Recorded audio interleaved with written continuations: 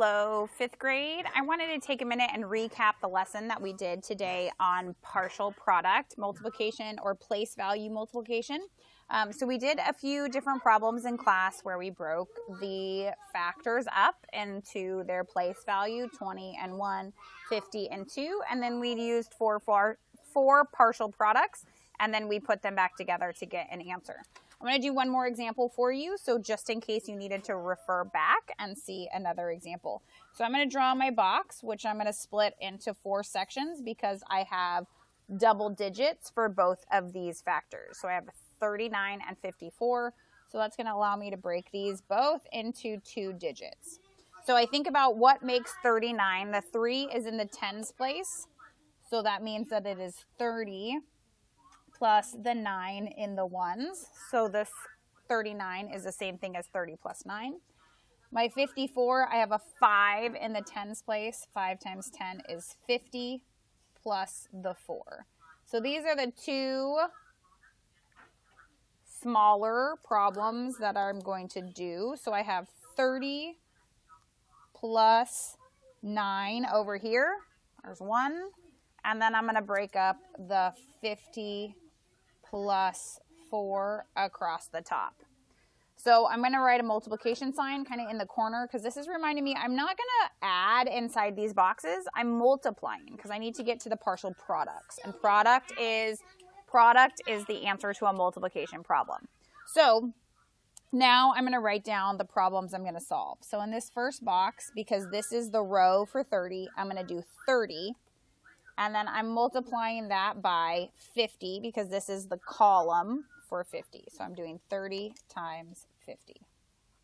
I'm going to carry this 30 all the way across because I'm still in the same row. So I'm going to do 30 times, I'm in the column for the 4.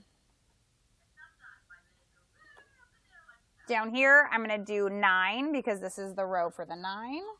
And I'm going to multiply it by 50. I'm going to follow the 9 across because I'm in the 9 row, and I'm going to put my 9, and then I am multiplying my 9 times the 4. So I have 9 times 4. So these are the problems that I'm going to do in order to get all 4 of my partial products. So I first start with, I see these are problems that have a 0 at the end, factors that have a 0. So I'm going to do 3 times 5, which is 15, and then 1, 2 zeros. 1, 2 zeros. I go over to 30 times 4, and I know 3 times 4 is 12, and then I have 1 0 to put at the end. 9 times 5, I have 45, and 1 0 that goes at the end because it's in the tens, and then 9 times 4 is 36. So now I have 4 partial products. I need to add them up. So I'm going to start with this one. I'm going to put a little check next to it so I make sure I have it down. And then I have 120. I'm going to line up the hundreds, the tens, and the ones. Then I'm going to do 450, hundreds, tens, ones. And then I'm going to do 36, tens, and ones. Now that I have all 4, I'm going to add them up. Remember, you can add them up 2 at a time. You can add them up all 4 at a time. You can do 2 and then a third and then a fourth. It's completely up to you how you would like to add them up. So I have 0 plus 0 plus 0 plus 6. I have 2 plus 5 is 7, 8, 9, 10. I put down the 0 and carry the 1. 5 plus 1 is 6, plus 1 is 7, 8, 9, 10, 11.